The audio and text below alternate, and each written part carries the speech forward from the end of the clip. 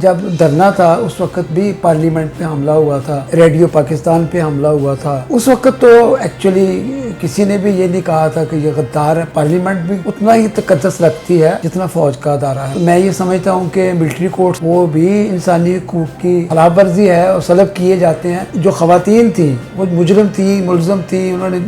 کچھ بھی کیا ہو، لیکن کورٹ میں جس طرح ان کو لایا گیا، ان کے چہرے جو تھے وہ ماسک کی بجائے وہ ان کے چہروں پہ شاپر تھے۔ اب دیکھیں کہ جو پی ٹی آئی میں اعلان کر دیتا ہے 2 دن 4 دن قید میں رہ کر، لاک اپ میں رہ کر وہ پریس کانفرنس کرتا ہے کہ میرے اس جماعت سے کوئی تعلق نہیں، وہ اسی طرح جس طرح پہلے پی ٹی آئی میں شامل ہونے والے دودھ کے دھلے بن جاتے تھے تو چند سیکنڈوں میں وہ ہیرو بن جاتے ہیں۔ ہمیں ان ایلیمنٹس کو پہچاننے کی ضرورت ہے جو بظاہر بڑے بڑے لیڈر بننے کی کوشش کرتے ہیں، لیکن در پردہ ان کے عزائم جو ان سے ہیں وہ کچھ اور ہوتے ہیں۔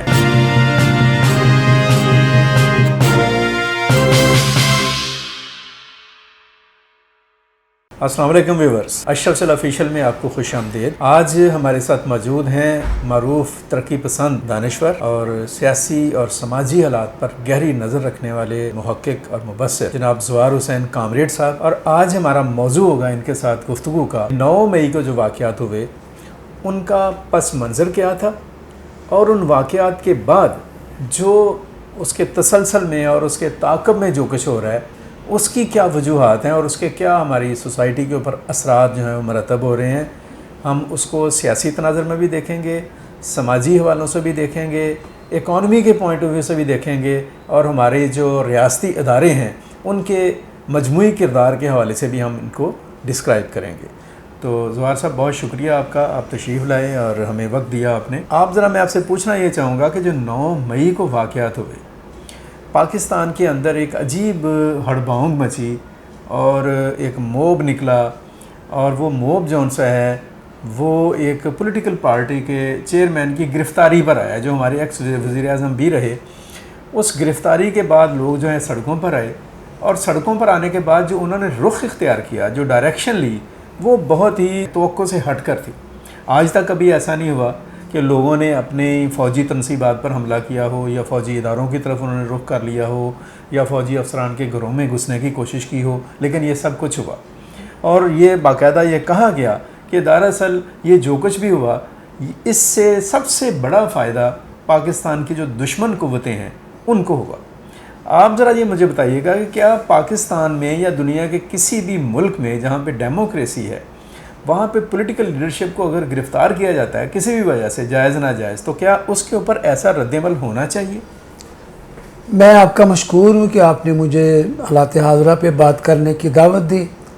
اور ماشاءاللہ آپ بہت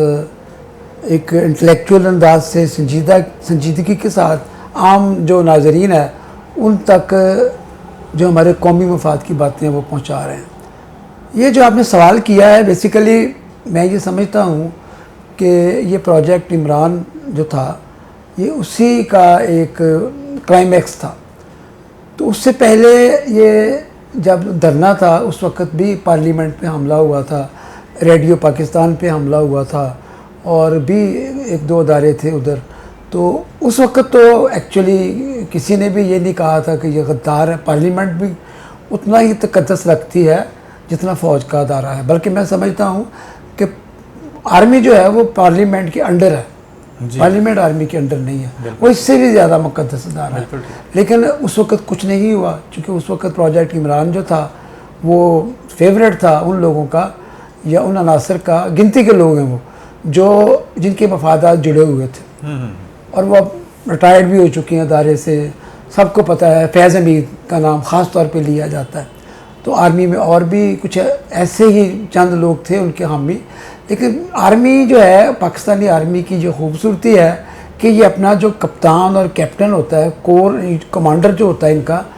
وہ کمانڈر کی بات کو حتمی بات سمجھتے ہیں،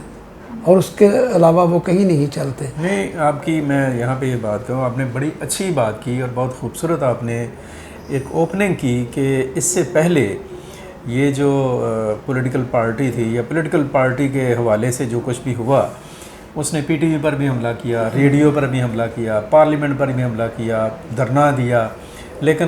उस वक्त इस पार्टी के ऊपर कोई क्रैक डाउन नहीं हुआ। यस, और आपकी ये बात बड़ी अहम है। मैं ये समझता हूँ कि जो हमारे रियासती इदारे हैं और जो फैसला कुन ताकतें और क़ुव्वतें हैं, उन्हें इन चीज़ों के ऊपर सोचने की ज़रूरत है कि आखिर इस तरह के एलिमेंट्स को हम क्यों मौका देते हैं कि वो अपनी इंतहा तक पहुँच जाए, और इंतहा तक पहुँचने के बाद फिर वहाँ पर भी हमले करने शुरू कर दें जहाँ पर हम हमला करने का तसव्वुर नहीं कर सकते हैं। ये बात आपकी ठीक है, और ये आइंदा के लिए भी ये जो वाक़या हुआ ना 9 मई का, सर मैं ये समझता हूँ कि ये एक लेसन है, not only for the political parties of Pakistan but also for the establishment of Pakistan, कि हमने अपने मुल्क के लिए, अपनी रियासत के लिए, अपने रियासती इदारों के लिए, हुकूमती इदारों के लिए, मुल्क के अंदर डेमोक्रेसी के लिए और पॉलिटिकल सिस्टम के लिए क्या सोच इख्तियार करनी है। हमें उन एलिमेंट्स को पहचानने की ज़रूरत है जो बज़ाहिर बड़े बड़े लीडर बनने की कोशिश करते हैं, लेकिन दर पर्दा उनके अज़ाइम जो उनसे हैं वो कुछ और होते हैं। ऐसे लोगों को अगर मौके पर ही जड़ से उखाड़ दिया जाए तो ये ज़्यादा अच्छी बात होती है। मैं यहाँ पर आपको बात बताऊँ, मैं पहले भी जिक्र करता हूँ, शेख सादी की हकायत है। वो ये कहते हैं कि गुरबा कुश्तन रोज़े अव्वल, कि बेड़िए के बच्चे को पहले दिन ही मार दो। आप उसको ये ना सोचें कि वो उसको प्यार करके, आप उसके ऊपर थपकी देकर, उससे मोहब्बत करके, उसको अच्छा माहौल देकर पाल लेंगे तो वो भेड़िया नहीं बने। वो ये कहते हैं कि जब दरख्त जौन सा है, जी जी, एक पौधा ज़मीन से निकलता है ना बीज से, तो उसको, उस कोम्पल को आप एक चुटकी से उखाड़ सकते हैं, बिल्कुल ठीक। लेकिन अगर वो दरख्त बन जाए तो फिर उसको उखाड़ना जौन सा है वो आसान नहीं रहता जी। आई थिंक सो कि कुछ ऐसा ही हमारे ये जो इग्नोर करने का रवैया था या एक छूट देने का रवैया था, उसका नतीजा ये निकला कि ये 9 मई का वाक़या जौन सा है वो रूनमा हो। 9 मई के बाद जो वाक़यात रूनमा हुए, जो कुछ हो रहा है, उसके ऊपर आपकी क्या राय है? 9 मई का जो वाक़या है या वाक़यात, वो बेसिकली सानहा है पाकिस्तान की तारीख़ का, लेकिन उस सानहे का एक तसलसल है। कोई भी हादसा होता है उसके पीछे कितने वाक़यात होते हैं जो हादसा की शक्ल में आतिशफ़शां बन जाते हैं, लावा पकता रहता है। तो ये जो बेसिकली 9 मई को हुआ है, वही जो बात पहले हमने डिस्कस की है कि ये जो पार्टी जिसको अब मुतशद्दिद, मेरा सर सवाल ये है कि 9 मई को तो जो होना था सो हो गया, ठीक है। 9 मई के बाद जो कुछ हो रहा है उसके ऊपर ठीक है। 9 मई के बाद देखिए, एक तो जिसने रियासती इदारों को नुकसान पहुंचाया, वो कोई भी हो, उसके लिए सज़ा होनी चाहिए। लेकिन अगर आप देखें इंसानी हकूक़ के हवाले से, तो मैं ये समझता हूँ कि मिलिट्री कोर्ट्स जो हैं वो भी इंसानी हकूक़ की खिलाफ वर्जी है और सलब किए जाते हैं। और उसके अलावा एक बहुत ही अलमनाक सीन देखने में आया कि जो ख़वातीन थी वो मुजरिम थी, मुलज़म थी, उन्होंने कुछ भी किया हो, वो आप मान लें कि वो अदालत में पेश होने से पहले मुजरिम है एक तरह की, लेकिन कोर्ट में जिस तरह उनको लाया गया, उनके चेहरे जो थे वो मास्क की बजाय या काले कपड़े की बजाय जिस तरह मुलज़मान को कोर्ट में पेश किया जाता है, वो उनके चेहरों पे शापर थे। मैं ये समझता हूँ कि एक तो इंसानी हकूक़ तो अपनी जगह है, ये ख़वातीन की भी बेहरमती है। उसमें आप हम इस्लामी तारीख़ को देख लें और जितनी भी पॉलिटिकल हिस्ट्री है उसमें किसी मज़हब मुल्क में ऐसा नहीं होता। तो गवर्नमेंट इस हद तक ना जाए, गवर्नमेंट या वो अदारे जो अपने ही बनाए हुए लोगों को ख़त्म करने पे अब कमर कस चुकी है, उसको इस तरह के चीज़ों से एहतियात बरतना चाहिए। इससे हमारे मुल्क जो है उसकी। अच्छा, ये ज़रा बताइएगा जी कामरेड साहब, आपने बात बड़ी अहम की है। हाँ जी, कि ख़वातीन की जो बेहुरमती है इस तरह से हुई कि उनके एहतराम को उन्होंने चैलेंज कर दिया और लोगों की गिरफ्तारियाँ हो रही हैं और इंसानी हकूक़। वैसे आपको इंसानी हकूक़ बड़ी जल्दी आपके अंदर जो है ना वो एक शोला भड़कता है इंसानी हकूक़ का, लेकिन मुझे ज़रा ये बताइएगा कि इंसानी हकूक़ की जो इम्प्लीमेंटेशन है वो किन पर होती है? देखिए, इंसानी हकूक़ रियासत ने देने होते हैं और रियासत ने तलब करने होते हैं जी। बाकी हमारे बाहमी रवैये जो हैं सोसाइटी में, समाज में, वो हमारे पड़ोसियों के हकूक़ हैं, वो एक लिहाजा डिस्कशन शुरू हो जाएगी। लेकिन इंसानी हकूक़ का जो ख्याल रखना होता है वो हुकूमत ने रखना है और रियासत ने रखना है। वो इस तरह कि अगर कोई मुलज़म है, जब तक मुजरम नहीं बनता तो उसके जो इंसानी हकूक़ हैं उनकी वायलेशन नहीं होनी चाहिए। जी। इसी तरह अगर कोई ایون کہ دہشت گرد بھی جب پکڑے جاتے ہیں تو ان کی دہشت گردی ثابت ہونے سے پہلے میں ویسے پی ٹی آئی کی جو 9 مئی کا جو سانحہ تھا اس میں جو کچھ بھی ہوا میں اس کو دہشت گردی ہی قرار دوں گا، میں اس کی سپورٹ نہیں قطعی طور پہ کروں گا، چونکہ ایک انتشار کی کیفیت، ایک اندارکیت کی کیفیت کسی بھی ملک کے لیے انتہائی نقصان دہ ہے۔ لیکن اس کے باوجود وہ قیدی جو ہیں، وہ جو بچے بیچارے جو ٹریپ کر لیے گئے تھے، جن کو یہ دکھایا گیا تھا کہ یہ سماجی تبدیلی آئے گی، انقلاب آئے گا، 1 کروڑ نوکریاں ملیں گی، یہ ہوگا وہ ہوگا، حکومت کو بیلنس رکھتے ہوئے ایسی کارروائی کرنی چاہیے ملزمان کے خلاف جو عدالتوں میں پیش کیے جاتے ہیں۔ اب دیکھیں کہ جو پی ٹی آئی میں اعلان کر دیتا ہے 2 دن 4 دن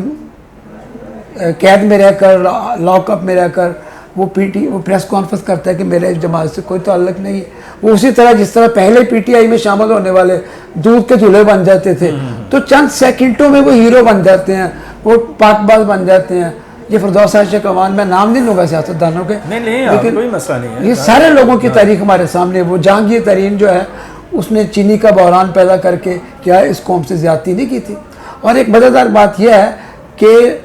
یہ جو فوج ہے وہ کہہ رہی ہے، جو آپ نے بڑی خوبصورت بات کی، غیر جانبداری کا۔ اب یہ جو نئی پارٹیاں بن رہی ہیں، جو الیکٹیبلز ہیں، جو جیتنے والے کینڈیڈیٹ ہیں، وہ یہ پوچھتے ہیں کیا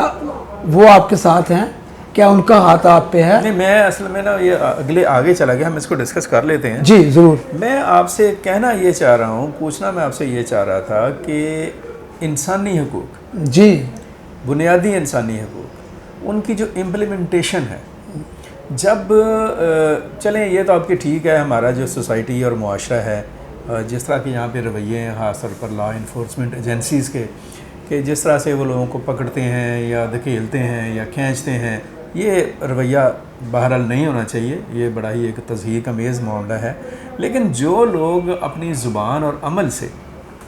ریاست کو، ریاستی اداروں کو اور ملک میں امن و امان کو اور قومی مفادات کو وہ رگیدتے ہیں، دوسروں کی تذلیل کرتے ہیں اور کسی بھی چیز کے اوپر کمپرومائز کرنے کے لیے تیار نہیں ہوتے ہیں یا پیچھے ہٹنے کے لیے تیار نہیں، یعنی اپنی جو نیگیٹیوٹی ہے اس پر کوئی کمپرومائز نہیں کرنے کے لیے تیار ہوتے ہیں، ان کو کس کھاتے میں شامل کیا جائے؟ دیکھیے اس میں بھی میں ذمہ دار قرار دوں گا پی ڈی ایم کی گورنمنٹ کو۔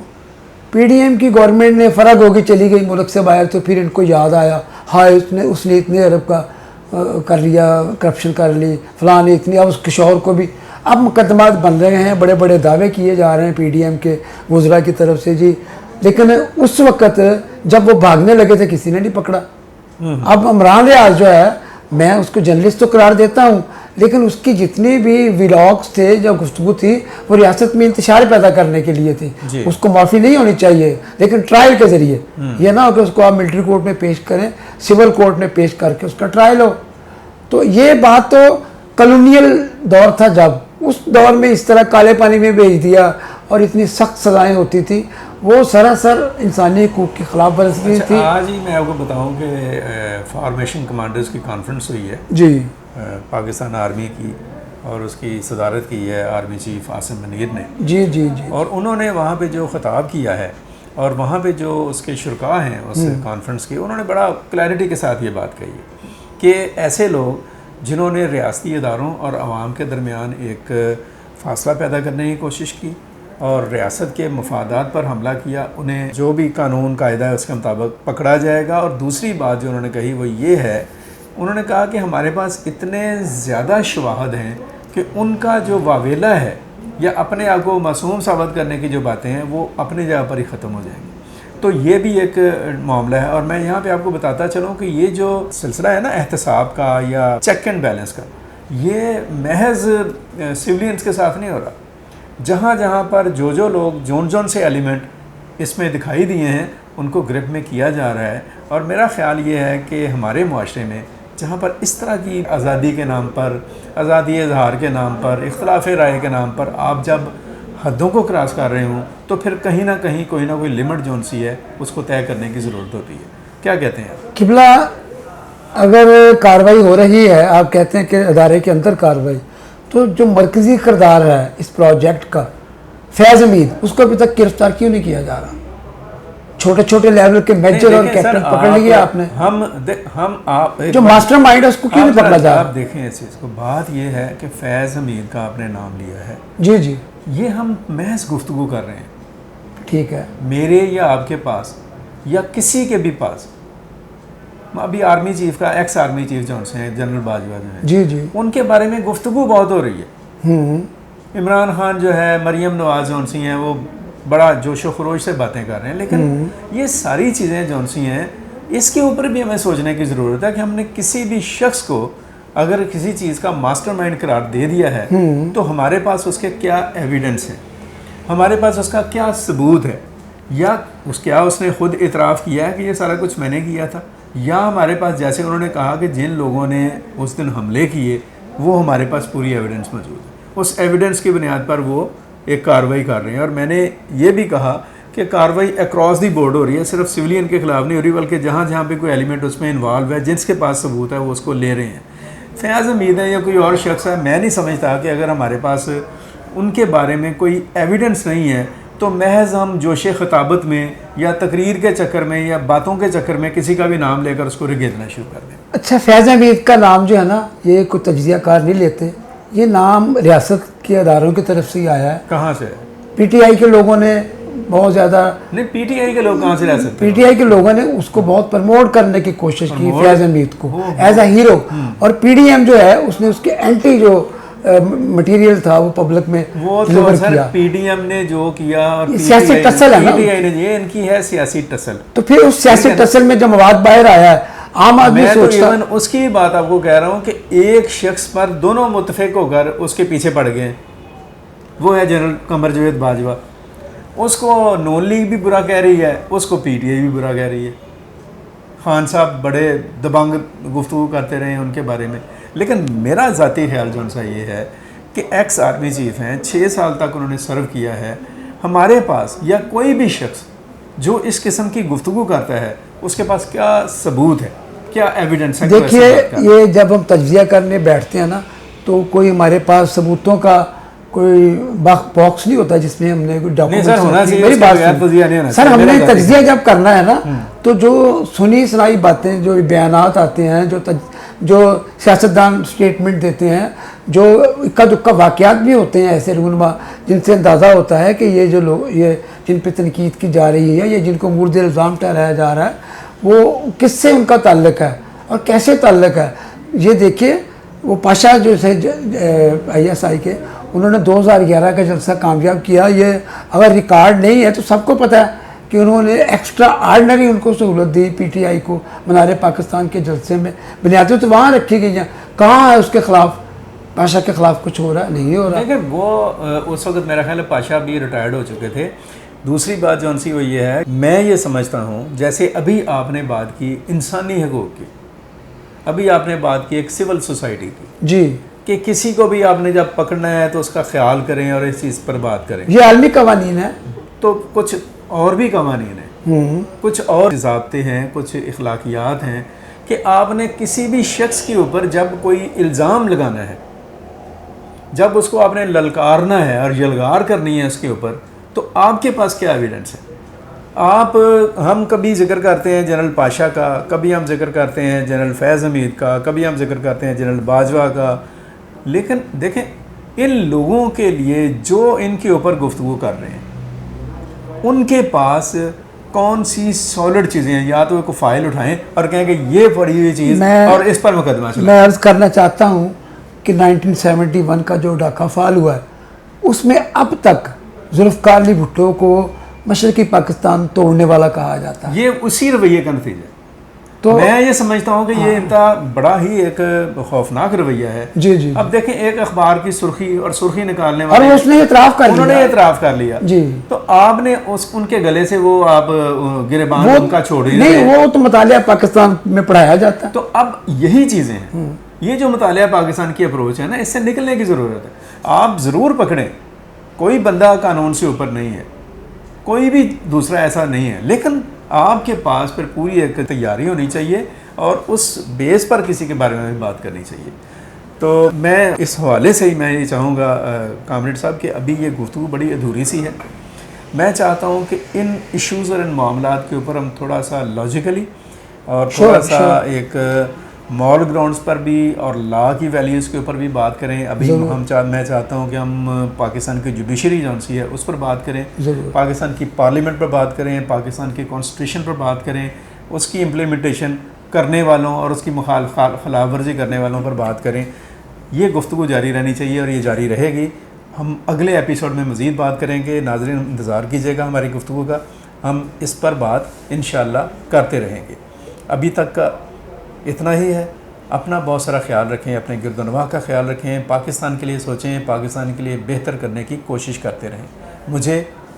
اور یہاں پہ نہ دکھائی دینے والے ہاشم ظہیر اور عبدالمقدم کامران کو اجازت دیجیے گا. اللہ حافظ. پاکستان زندہ باد.